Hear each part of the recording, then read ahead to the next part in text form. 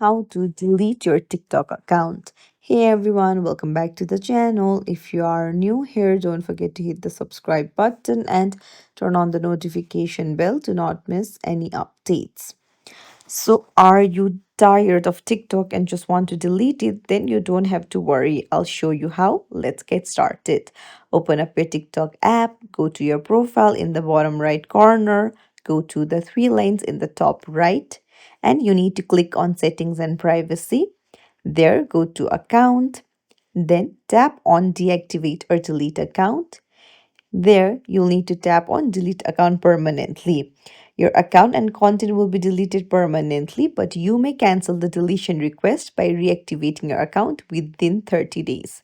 Just tap on it and then you can choose your reason or you can just skip it. It's in the top right. And then you can download your TikTok data and you just need to put a check mark on continue deleting your account and just hit continue.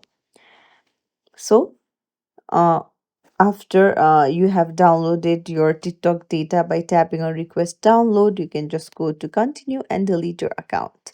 It's as simple as that. If you found this tutorial helpful, don't forget to like the video and subscribe to our channel for more tips and tricks. Thank you for watching. See you in the next video, everyone.